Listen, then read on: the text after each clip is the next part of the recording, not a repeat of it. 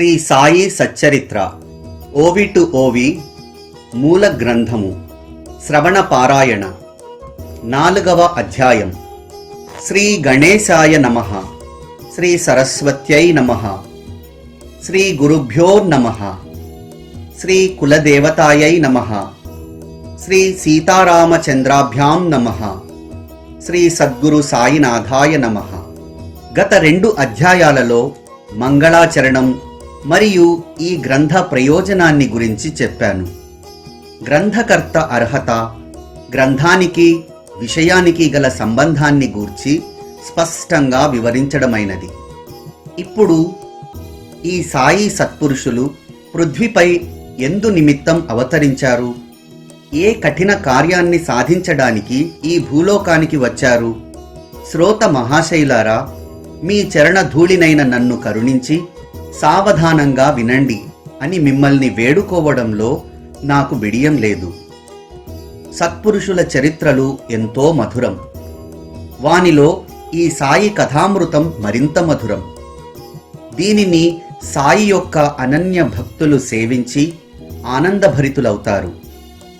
బ్రాహ్మణులు ఆశ్రమ ధర్మాలను, తమ వర్ణానికి సంబంధించిన నియమాలను అలక్ష్యం చేసినప్పుడు, శూద్రులు బ్రాహ్మణులై పోవాలనుకున్నప్పుడు, ధర్మాచారులు అవహేళన చేసి వారిని శిక్షించాలని అనుకున్నప్పుడు, ధర్మ వచనాలను ఎవరూ పాటించనప్పుడు, ఇంటింటా అందరూ పండితులమని అనుకుంటున్నప్పుడు, ఒకరిపై ఒకరు పెద్దరికాన్ని చెలాయిస్తున్నప్పుడు, ఒకరి మాట ఒకరు లక్ష్య పెట్టనప్పుడు, తినతగని వానిని తింటూ, సేవించతగని వానిని సేవిస్తూ, ఆచార విచారాలను పూర్తిగా నిర్లక్ష్యం చేస్తున్నప్పుడు, బ్రాహ్మణులు బహిరంగంగా మద్య మాంసాదులను ప్రత్యక్షంగా సేవిస్తున్నప్పుడు, ధర్మం ముసుగులో లోలోపల అత్యాచారాలను చేస్తున్నప్పుడు, వీని కారణంగా ధార్మిక సాంప్రదాయాలలో ద్వేషం పెరిగిపోయి ప్రజలు కష్టాలతో బాధపడుతున్నప్పుడు, బ్రాహ్మణులకు స్నాన సంధ్యాదులయందు శ్రద్ధ లేనప్పుడు, కర్మనిష్ఠులు అనుష్ఠానాలను విసుక్కుంటున్నప్పుడు, యోగులకు జపతప ధ్యానాదులపై అయిష్టత కలిగినప్పుడు సత్పురుషులు అవతరిస్తారు. జనులు ఐశ్వర్యం, గౌరవం, భార్యాపుత్రులు వీనినే సకల సుఖాలకు సాధనాలని తలచి పరమార్థ చింతనకు విముఖులైనప్పుడు సత్పురుషులు అవతరిస్తారు. ధర్మానికి గ్లాని వాటిల్లి ప్రజలు శాశ్వతమైన శ్రేయప్రాప్తిని పోగొట్టుకున్నప్పుడు ధర్మాన్ని జాగృతం చేయడానికి సత్పురుషులు సాకారులై వస్తారు. ప్రజలు ఆయురారోగ్య ఐశ్వర్యాలను పోగొట్టుకొని శిష్ణోదర పరాయణులై నీతి భ్రష్టులై తమ ఉద్ధరణను లక్ష్య పెట్టనప్పుడు సత్పురుషులు అవతరిస్తారు. వర్ణాశ్రమ ధర్మాలను రక్షించడానికి, అధర్మాన్ని నశింపజేయడానికి, దీనులను, దుర్బలులను, పేదలను సంరక్షించడానికి సత్పురుషులు అవనిపై అవతరిస్తారు. సత్పురుషులు కూడా సదా ముక్తులు, దీనోద్ధరణయందే ఎప్పుడూ ఉద్యుక్తులై ఉంటారు. వారి అవతరణ పరుల కోసమే కానీ తమ స్వార్థం కోసం కాదు.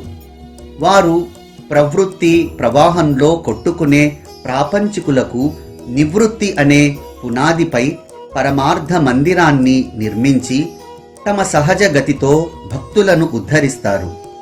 ధర్మ జాగృతిని, ధర్మ కార్యాలను చేసి తమ అవతార కార్యాన్ని సాధిస్తారు. అది పరిపూర్తి కాగానే తమ అవతారాన్ని చాలిస్తారు. సకల జగదానందకరుడైన ప్రత్యగాత్మయే పరమేశ్వరుడు. ఆ పరమేశ్వరుడే గురువు. అతడే సుఖకరుడైన శంకరుడు. అతడే నిరతిశయ ప్రేమాస్పదుడు, నిరంతరం అభేద స్వరూపుడు, దేశకాల వస్తు భేదాల నెరుగనివాడు, పరిచ్ఛేదాతీతుడు. పరాపశ్యంతి మధ్యమ వైఖరియను 4 రకాల వాణి అతనిని వర్ణించలేక అలసిపోయింది. వేదాల చాతుర్యం ఇక్కడ పనికిరాదు. నేతి నేతి అంటూ అవి ఓడిపోయాయి. షడ్ శాస్త్రాలు, షడ్ దర్శనాలు సిగ్గుపడిపోయాయి. పురాణాలు, హరికథలు అలసిపోయాయి. చివరకు కాయ, వాచ, మనస నమస్కారం చేసే సాధనే మిగిలిపోయింది. అత్యంత విచిత్రమైన లీలలు గల ఇటువంటి సాయి సత్పురుషుని పవిత్ర చరిత్రను విని చెవులు పావనమవుతాయి.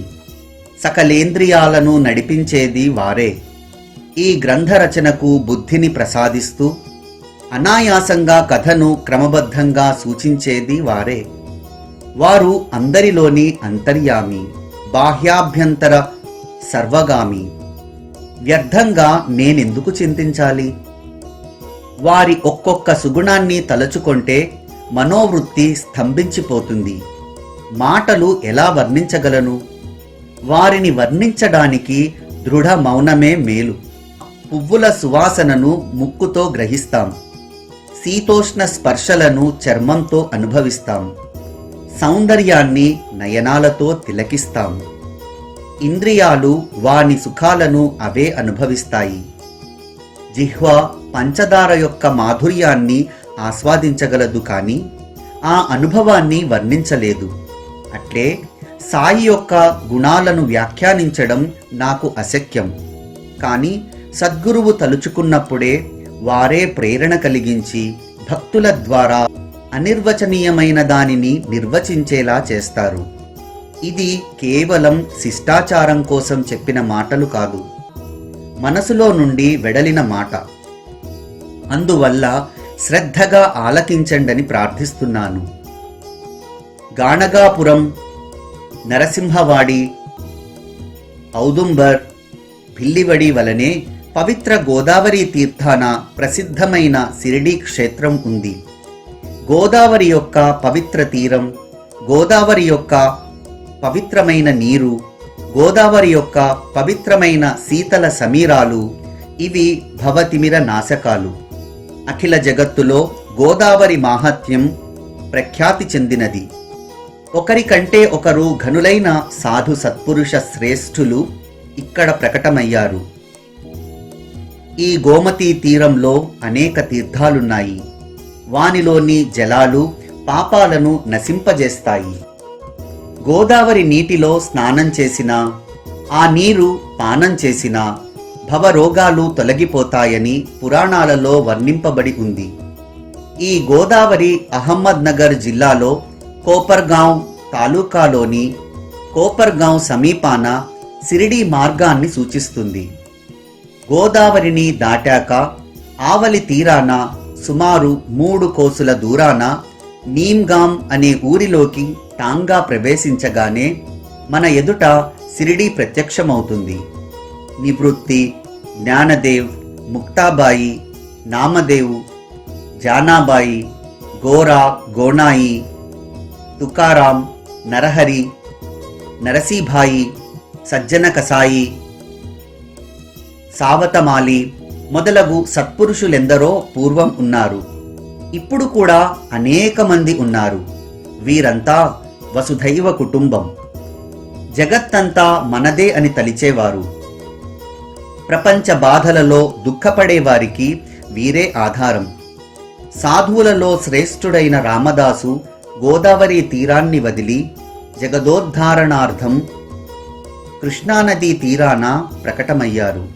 అట్లే సిరిడి యొక్క మహాపుణ్యం కొద్దీ శ్రీ సాయి యోగీశ్వరులు జగాన్ని ఉద్ధరించడానికి గోదావరి సమీపాన అవతరించారు. పరశువేది ఇనుమును బంగారంగా మారుస్తుంది. సాధువులను పరశువేదితో పోలుస్తారు. కానీ సాధువులు భక్తులకు తమ రూపాన్నే ప్రసాదిస్తారు. అలా సత్పురుషులు అలౌకిక కృత్యాలను చేస్తారు. భేదభావాలను విడచి స్థిరచరాలన్నింటిలో బ్రహ్మస్వరూపమే మనలో కూడా కనిపించే ఈ విశ్వం యొక్క అఖండ వైభవం బ్రహ్మదే అని, ఇలా విశ్వమంతా కేవలం నేనే ఉన్నాను అన్న యథార్థమైన జ్ఞానం కలిగితే ఆ మధురమైన సుఖాన్ని ఎలా వర్ణించగలం? సాధకులు పరమానందాన్ని పొందుతారు. విశ్వమంతా నేనే అన్న జ్ఞానం కలిగాక ఎవరితో వైరం పెట్టుకోగలం? నాకంటే అన్యులు అసలు ఎవరూ లేరని తెలిసాక ఎవరి గురించైనా ఎందుకు భయపడతాము?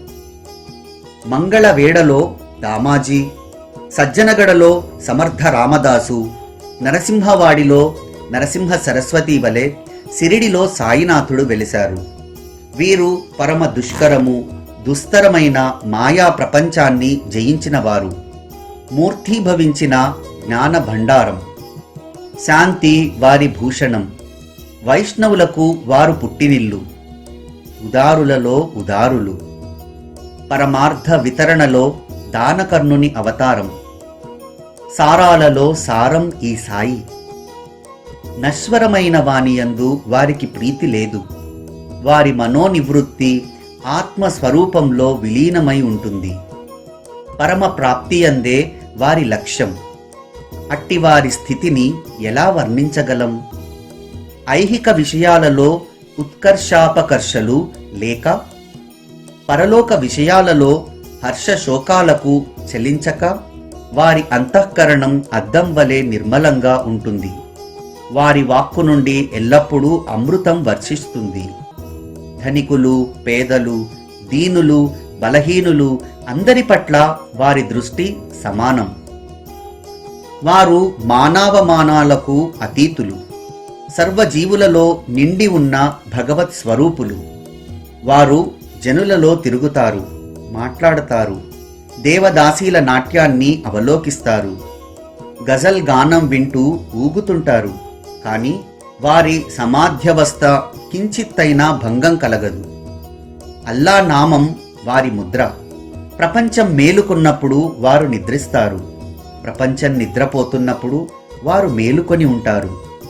వారి అంతఃకరణం శాంత సముద్రం వంటిది. వారు ఏ ఆశ్రమానికి చెందినవారో నిశ్చయంగా తెలియదు. ఆచార వ్యవహారాల నియమాలను పాటించరు. కూర్చున్న చోట నుండి చాలా వరకు కదలకపోయినా వారికి జరుగుతున్న వ్యవహారాలన్నీ తెలుస్తాయి. దర్బారులో వారు పైకి ఆర్భాటంగా కనిపిస్తూ అనేక విషయాలను గురించి మాట్లాడటం నిత్యం జరిగేదే అయినా మౌనాన్ని వదలరు. మసీదులో గోడకు ఆనుకొని నిలబడతారు. ఉదయం, మధ్యాహ్నం లెండి తోటకో లేదా చావడికో వెళ్తారు. కానీ వారు అఖండ ఆత్మస్థితి అందే ఉంటారు. నేను ఏ జన్మలో, ఏ సమయంలో, ఏ సందర్భంలో ఏ తపం చేశానో ఎరుగను. సాయిబాబా నన్ను తమ ఒడిలోకి తీసుకున్నారు. ఇది నా తపో ఫలమని అనుకుందామా అంటే నేను జన్మతః దుర్మార్గుణ్ణి. అయినా సాయి దీనవత్సలుడు. ఇది వారి తరగని కృప. వారు సిద్ధకోటిలోని వారైనా సాధకుని వలె ప్రవర్తించేవారు. నిరభిమానంగా, అత్యంత వినయంతో అందరి మనసులను రంజింపజేసేవారు. ఏకనాథ్ పైఠనుని, జ్ఞానదేవ్ ఆళందిని పావనం చేసినట్టు సాయిబాబా షిరిడీ క్షేత్రాన్ని మహిమా సంపన్నం చేశారు. అనుదినం అనాయాసంగా బాబా యొక్క పాదాలను ముద్దు పెట్టుకుని వారి పాదధూళిని మస్తకంపై ధరించిన షిరిడీలోని తృణపాషాణాలు ధన్యం. ఆ షిరిడీయే మన పండరీపురం. షిరిడీయే పూరి జగన్నాథం మరియు ద్వారకా నగరం. షిరిడీయే గయా, కాశీ విశ్వేశ్వరుని వారణాసి, రామేశ్వరం కూడా షిరిడీయే. షిరిడీయే మన బదరీ కేదారం. నాసిక్లోని త్రయంబకం, షిరిడీయే కాళేశ్వరుని ఉజ్జయిని మరియు మహాబలేశ్వరుని గోకర్ణం. షిరిడీలో సాయితో సమాగమమే మనకు ఆగమ నియమాలు. ప్రపంచంలోని బాధలన్నీ ఉపశమింపజేసేది షిరిడీయే. పరమార్థానికి అత్యంత సుగమమైనది షిరిడీయే. సాయి సమర్థుని దర్శనమే మనకు యోగ సాధనం. వారితో సంభాషణ మన పాప ప్రక్షాళనం. వారి చరణ సంవహనే మనకు త్రివేణీ సంగమ స్నానం. వారి చరణ తీర్థ సేవనమే విషయ వాసనల నిర్మూలనం. వారి ఆజ్ఞ మనకు వేదవచనం. వారి విభూతి ప్రసాదాల సేవనం అన్ని విధాలా పుణ్యపావనం. సాయియే మనకు పరబ్రహ్మ. సాయియే మనకు పరమ పరమార్థం. సాయియే శ్రీకృష్ణుడు. సాయియే శ్రీరాముడు. మన శాశ్వత ఆశ్రయం కూడా శ్రీ సాయియే. సాయి స్వయంగా ద్వంద్వాతీతం, సదా బ్రహ్మ అయి సుఖంలో పొంగిపోక దుఃఖంలో కృంగిపోకుండా వారు ఎల్లప్పుడూ స్వస్వరూపంలో స్థితులై ఉంటారు. షిరిడీ కేవలం కేంద్రస్థానంగా ఉన్న పంజాబు, కలకత్తా, హిందుస్థానం, గుజరాత్, డక్కన్, కర్ణాటకలతో బాబా యొక్క క్షేత్రం అతి విస్తీర్ణం. షిరిడీలోని సమాధియే సాధువులందరికీ కూడలి. అక్కడికి చేరుకునే మార్గంలో అడుగడుగున జీవుల గ్రంథులు విడిపోతాయి. సమాధి దర్శనం చేసుకున్నంత మాత్రాన జన్మ సార్థకమవుతుంది. ఇక వారి సేవలో జీవితాన్ని గడిపిన వారి భాగ్యాన్ని ఎంతని వర్ణించను. మసీదు పైన, చావడిపైన అందమైన పతాకాలు భక్తులను చేతులతో ఆహ్వానిస్తున్నట్టుగా ఆకాశాన ఎగురుతుంటాయి. బాబా మహాత్ముని వారి కీర్తి ప్రతిష్టలు ఊరూరా వ్యాపించాయి. కొందరు నిజమైన శ్రద్ధతో వారికి మొక్కుతుంటారు, కొందరు దర్శనంతో సంతుష్టులవుతారు. ఎవరి మనసు ఎలా ఉన్నా సరే నిర్మలంగా కానీ కుటిల బుద్ధిగా కానీ వారి దర్శన మాత్రంతో మనసు శాంతిస్తుంది. అందుచేత జనులు ఆశ్చర్యపోతారు. పండరీపురంలోని విఠల రఖుమాబాయి దర్శనంలోని ఆనందానుభవాన్ని, ఆ విఠల దర్శనాన్ని సాయిబాబా షిరిడీలో ప్రసాదిస్తారు. ఇది ఎవరికైనా అతిశయోక్తి అని అనిపిస్తే విఠలుని యందు దృఢమైన భక్తి కలిగిన గౌలీ బువా మాటను వింటే మీ సందేహం తీరుతుంది. బువా పండరీపురానికి వెళ్లే యాత్రికుడు. ప్రతి సంవత్సరం నియమంగా పండరీపురానికి వెళ్లేటప్పుడు షిరిడీకి కూడా వచ్చేవాడు. అతనికి బాబాపై అమితమైన ప్రేమ. అతని వెంట తోడుగా ఒక శిష్యుడు, ఒక గాడిద ఉండేవి. అతని జిహ్వ ఎప్పుడూ రామకృష్ణ హరి అని నామాన్ని పలికేది. అతని వయస్సు 95 సంవత్సరాలు. గంగా తీరంలో చాతుర్మాసాలు ఉండి మిగతా 8 నెలలు పండరీపురంలో ఉండేవాడు. ప్రతి ఏడూ బాబాను దర్శించేవాడు. బాబా వైపు తదేకంగా చూస్తూ సాక్షాత్ కరుణాళువు, అనాథనాథుడైన పండరీనాథుడు ఇతడే అని వినయంగా అనేవాడు. జరీ అంచు ధోవతి కట్టుకోగానే ఎవరైనా సాధువులైపోగలరా? బాగా శ్రమపడి ఎముకలు పూసలుగా, రక్తం నీరుగా మారేలా కష్టపడాలి.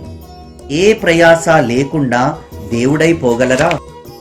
వీరే ప్రత్యక్ష పండరీనాథుడు. ప్రపంచం పిచ్చిది.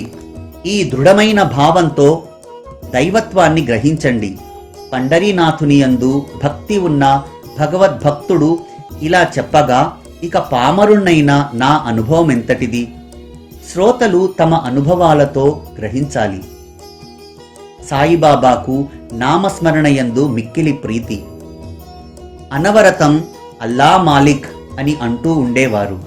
రాత్రింబవళ్ళు తమ సముఖంలో నామ సప్తాహాలను చేయించేవారు. ఒకసారి దాసుగణకు నామ సప్తాహం చేయమని ఆజ్ఞాపించారు. దాసుగణు వారితో చేస్తాను కాని విఠలుడు సాక్షాత్కరించాలి మరి అని అన్నాడు. అప్పుడు బాబా తమ చేతిని గుండెపై వేసుకొని దాసుగణతో భక్తిభావం ఉంటే విఠలుడు తప్పక ప్రకటమవుతాడు. ఠాకురునాథుని ఢంకపురి, విఠలుని పండరీపురం, శ్రీకృష్ణుని ద్వారకానగరం ఇదే. చూడడానికి ఎక్కడికో దూరానికి వెళ్లే అవసరం లేదు. విఠలుడు ఎక్కడో వేరే ఏకాంత స్థలంలో నుండి లేచి రావాలా? భక్తి ప్రేమలు ఆతురత ఉంటే ఇక్కడే ప్రకటమవుతాడు. పుండలీకుడు తల్లిదండ్రుల సేవ చేసి దేవాది దేవుణ్ణి మోహితుణ్ణి చేసి వశపరుచుకున్నాడు. అతని భక్తి భావానికి భగవంతుడు ఇటుకపై నిలుచుండిపోయాడు అని అన్నారు. నామ సప్తాహం సమాప్తి కాగానే దాసుగణకు షిరిడీలో విఠలుని దర్శనమైందని అంటారు. బాబా వచనాలు అనుభవంలోకి వచ్చాయి. ఒకసారి కాకాసాహెబ్ దీక్షితు ప్రాతకాలం తన నియమానుసారం స్నానం అయ్యాక ఆసనంలో ధ్యానమగ్నుడై ఉండగా అతనికి విఠలుని దర్శనమైంది. తరువాత బాబా దర్శనానికి వెళ్ళగా విఠల్ పాటేలు వచ్చాడు కదా, అతనిని కలిశావా అని విచిత్రంగా ప్రశ్నించారు. ఆ విఠలుడు పారుబోతు. ఒక్క క్షణమైనా ఆలస్యం చేసి దృష్టి మరలిస్తే పారిపోతాడు. గట్టిగా మేకు కొట్టి అతనిని కదలకుండా ఉంచు అన్నారు. ఇది ప్రాతకాలం జరిగింది. మధ్యాహ్నం మరో అనుభవం. విఠలుని దర్శన వైభవం. ఎవరో వేరే ఊరివారు పండరీపుర 25 విఠలుని చిత్రపటాలు అమ్ముకోవాలని వచ్చారు. దీక్షితునకు ఉదయం ధ్యానంలో కనిపించినటువంటి ఫోటోలు, పూర్తిగా అదే రూపం. వాటిని చూచి అతడు ఆశ్చర్యపోయాడు. బాబా మాటలు గుర్తుకు తెచ్చుకున్నాడు. అమ్ముకునేవానికి డబ్బిచ్చి ఎంతో ప్రేమతో ఒక పటాన్ని కొనుక్కుని భక్తిగా పూజలో పెట్టుకున్నాడు. విఠలుని పూజయందు సాయికి గల ఆదరణను కనబరిచే శ్రవణ మనోహరమైన మరొక అందమైన కథను ఆనందంగా వినండి. భగవంతరావు క్షీరసాగర్ యొక్క తండ్రి విఠలుని భక్త శ్రేష్ఠుడు. పండరీపుర యాత్ర తరచూ చేసేవాడు. వారి ఇంట్లో విఠలుని విగ్రహం ఉంది. తండ్రి స్వర్గస్థుడవగానే పూజార్చనలు, నైవేద్య సమర్పణలు ఆగిపోయాయి. శ్రాద్ధం కూడా ఆగిపోయింది. పండరి యాత్ర గురించి మాటే లేదు. ఈ భగవంతరావు సిరిడీకి వచ్చినప్పుడు బాబా అతని తండ్రికి గుర్తు చేస్తూ, ఇతని తండ్రి నా స్నేహితుడు, నా స్నేహితుని కుమారుడే ఇతడు. అందువల్లనే నేనితనిని ఇక్కడికి లాక్కుని వచ్చాను. ఇతడెప్పుడూ నైవేద్యం పెట్టకుండా నన్ను పస్తులుంచుతున్నాడు. విఠలుని కూడా పస్తులుంచాడు. అందుకే ఇతనిని షిరిడీకి తీసుకుని వచ్చాను. ఇప్పుడు ఇతనికి గుర్తు తెచ్చి మరలా ఇతడు పూజ ప్రారంభించేలా చేస్తాను అని చెప్పారు. ఒకసారి ఒక విశేషమైన పర్వదినాన దాసుగణకు ప్రయాగ తీర్థంలో స్నానం చేయాలన్న కోరిక కలిగింది. బాబా అనుమతి కోసం వారి వద్దకు వచ్చారు. అతడితో బాబా, దానికోసం అంత దూరం వెళ్ళవలసిన అవసరం లేదు. ఇదే మన ప్రయాగ తీర్థం. నీ మనసులో దృఢమైన విశ్వాసం ఉంచు అని చెప్పారు. నిజంగా ఎంతటి ఆశ్చర్యకరమైన విషయం! దాసుగణు బాబా చరణాలపై శిరస్సునుంచగానే వారి 2 బొటన వేళ్ల నుండి గంగా యమునల నీరు ప్రవహించింది. ఆ చమత్కారాన్ని చూసి దాసుగణు గగుర్పాటు చెందాడు. బాబా యొక్క అనుగ్రహానికి అతని కళ్ళ నుండి అశ్రుధారలు కారాయి.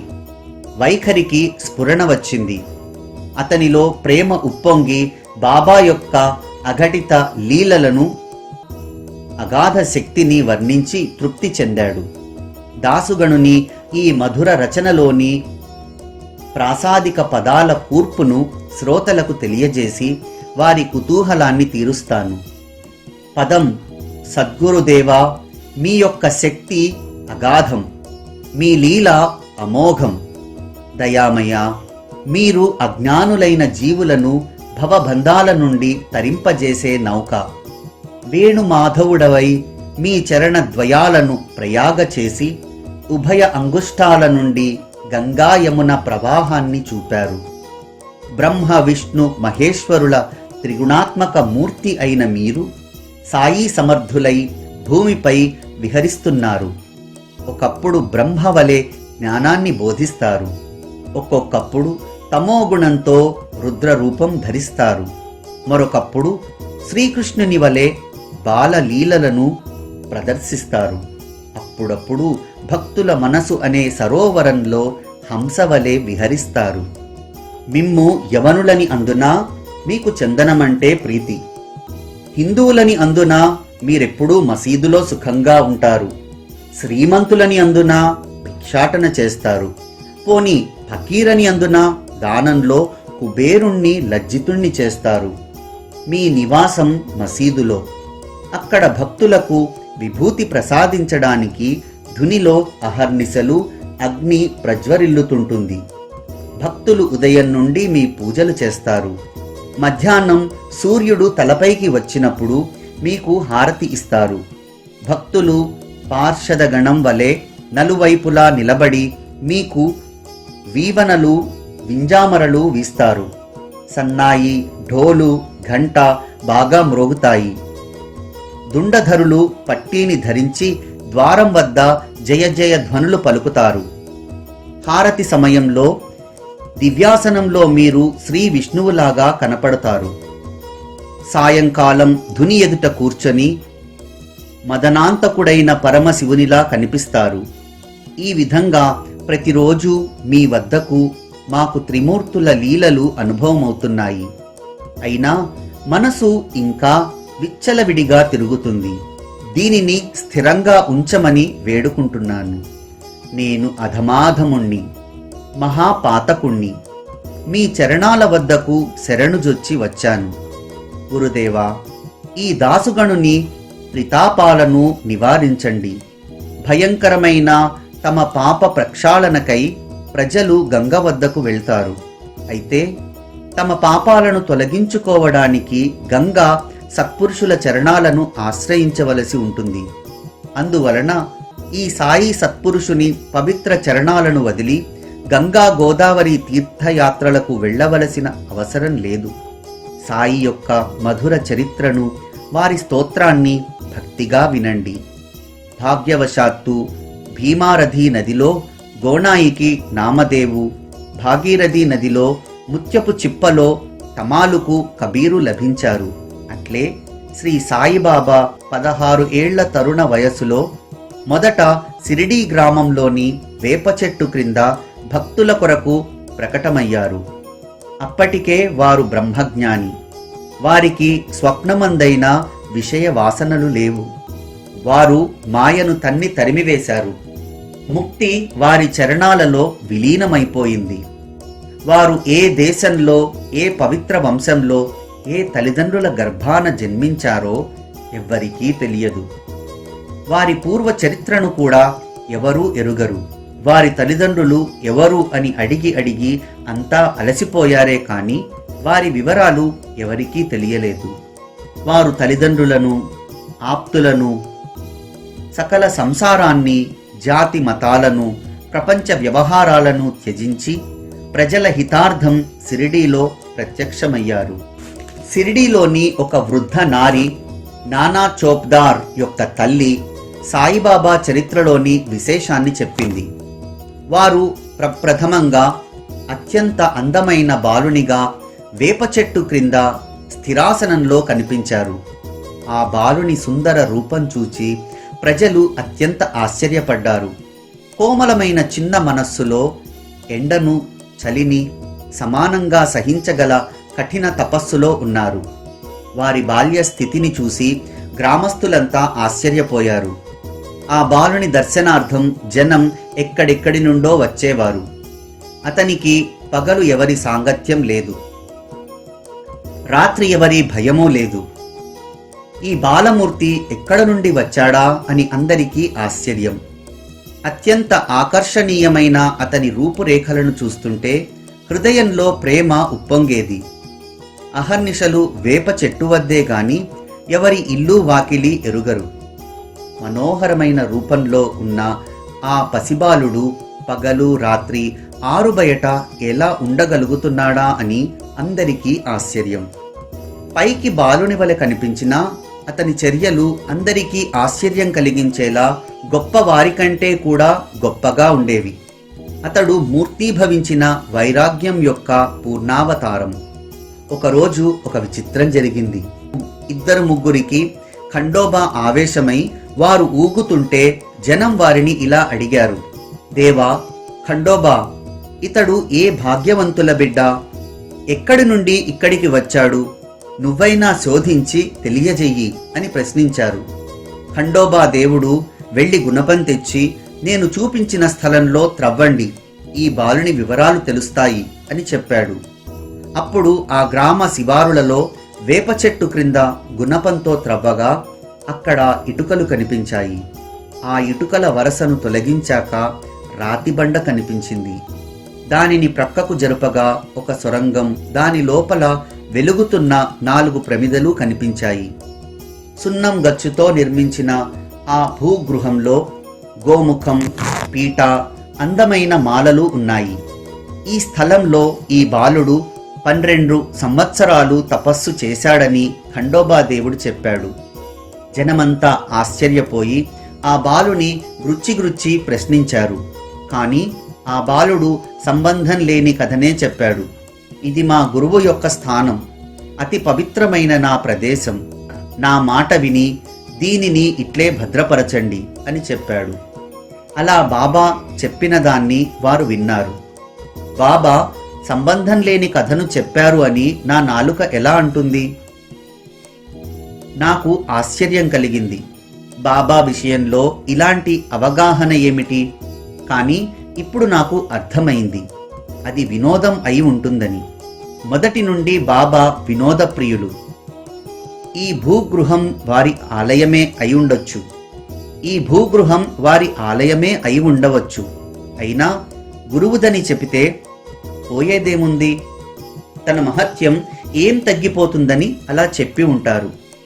తరువాత బాబా ఆజ్ఞానుసారం అది బాబా గురుస్థానమని మునుపటి వలనే ఇటుకలను పేర్చి ఆ భూగృహాన్ని, సొరంగాన్ని మూసివేశారు. బాబాకు అశ్వత్థ, ఔదుంబర వృక్షాల వలె ఆ వేప చెట్టుపై అత్యంత ప్రీతి, అత్యంత గౌరవం కూడాను. సిరిడి గ్రామంలోని మహాల్సాపతి మొదలైన వృద్ధులు బాబా యొక్క గురువుగారి సమాధి స్థానమని అక్కడ వందనం చేసేవారు. ఆ సమాధి సన్నిధిలో బాబా 12 సంవత్సరాలు మౌనంగా తపస్సు చేశారన్న వార్త ప్రజలలో ప్రసిద్ధి చెందింది. ఇక్కడ వేప చెట్టుతో సహా సమాధి నలువైపులా ఉన్న స్థలాన్ని బాబా భక్తుడు సాఠే కొని భవనాన్ని నిర్మించాడు. ఈ భవనం ఒక్కటే వచ్చే పోయే యాత్రికులకు అక్కడ ఉన్న వసతి గృహం. సాఠే వేప చెట్టు చుట్టూ అరుగు, దక్షిణోత్తరంగా భవనాన్ని నిర్మించాడు. ఉత్తరాన మెట్లు కట్టుతుండగా ఈ భూగృహం కనిపించింది. మెట్ల క్రింద దక్షిణాభిముఖాన ఒక చక్కటి గూడు ఉంది. దాని ఎదుట అరుగు మీద భక్తులు ఉత్తరాభిముఖంగా కూర్చుంటారు. గురువారాలు, శుక్రవారాలు సూర్యుడు అస్తమించే సమయంలో అక్కడ అలికి శుభ్రం చేసి సాంబ్రాణి ధూపం వేస్తే శ్రీహరి సుఖాలను ప్రసాదిస్తాడు. ఇది నిజమేనా? అతిశయోక్తి కాదు కదా అని శ్రోతల మనసులలో సంశయం కలుగుతుంది. ఇవి సాయి నోటి నుండి వచ్చిన మాటలు. ఇవి నా చెవులతో విన్న మాటలు. ఇవి నేను కల్పించినవి కావు. అందుచేత అణుమాత్రమైనా సందేహించకండి. ఈ మాటలను ప్రత్యక్షంగా విన్నవారు ఈనాటికి ఉన్నారు. అటు తరువాత దీక్షితు భవనం నిర్మాణమైంది. దానివలన భక్తులు బస చేయటానికి ప్రశస్తమైన సదుపాయం కలిగింది. తరువాత అతి తక్కువ వ్యవధిలోనే అక్కడ ఒక రాతి భవనం కూడా నిర్మాణమైంది. భక్తి శ్రద్ధలు మూర్తీభవించినట్లుగా దీక్షితు మొదటి నుండి పుణ్యకార్యాలలో కీర్తి గడించినవాడు. ఇంగ్లాండుకు ప్రయాణమై వెళ్ళినప్పుడు అక్కడ పారమార్థిక బీజం నాటుకున్నాడు. దీనిని విన్న శ్రోతలకు సంశయం కలగడం సహజం.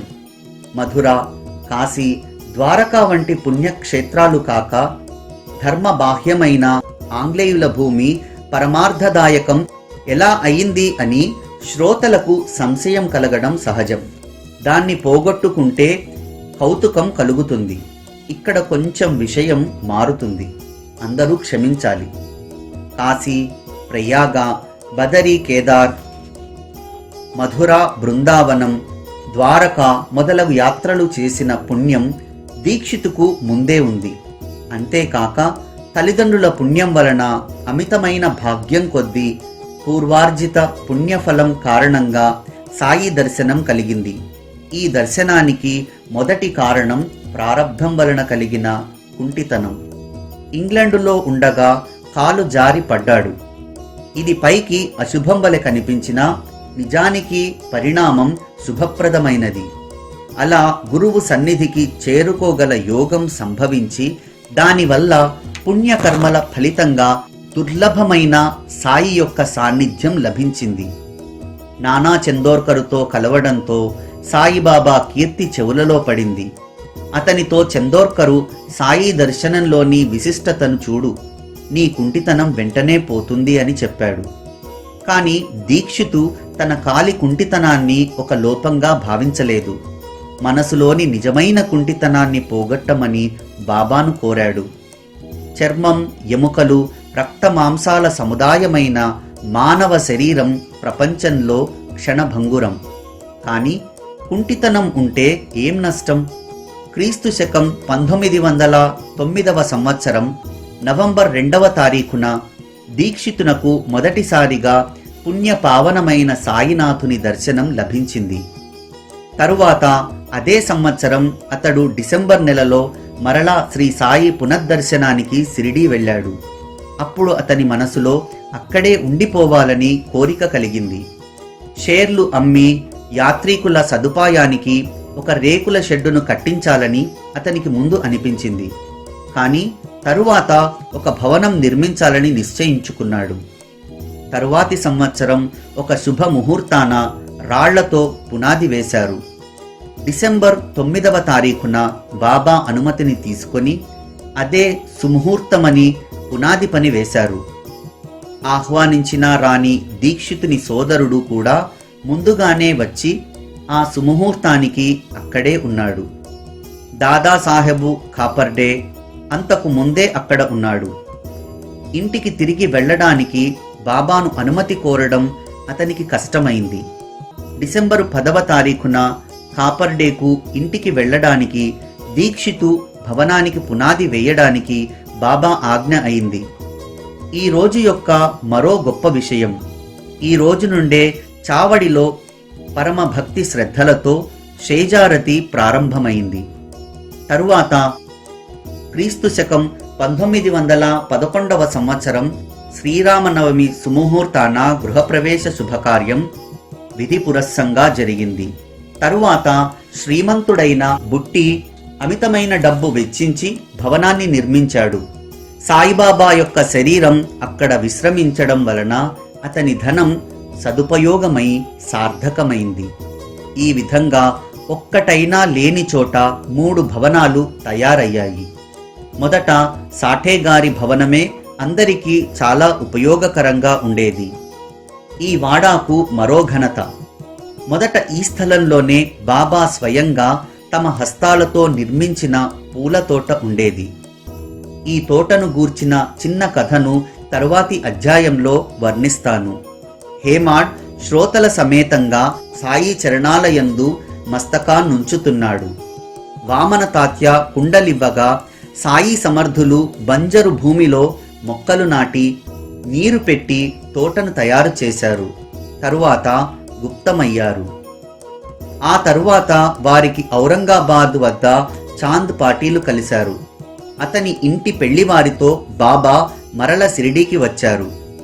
అక్కడ దేవీదాసుని కలుసుకోవడం, జానకీదాసుతో స్నేహబంధం, బాబా గంగఘీరు ఒకరినొకరు చూసుకోవడం, ఈ ముగ్గురు షిరిడీలో కలవడం, మొహిద్దీన్తో కుస్తీ పట్టినప్పటి నుండి బాబా మసీదులో నివసించడం, వారికి డేంగలేపై ప్రీతి కలగడం, బాబా వద్ద భక్తులు గుమిగూడటం మొదలగు కథలను తరువాతి అధ్యాయంలో శ్రవణం చేయండి. ఇప్పుడు హేమాడ్ సాయికి అనన్య శరణుజొచ్చి సాష్టాంగ నమస్కారం చేస్తున్నాడు. స్వస్తి శ్రీ సంత సజ్జన ప్రేరితము భక్త హేమాడ్ పంత్ విరచితము అయిన శ్రీ సాయి సమర్థ సచ్చరిత్రంలోని సాయి సమర్థావతరణము 4వ అధ్యాయము సంపూర్ణం. శ్రీ సద్గురు సాయినాథార్పణమస్తు.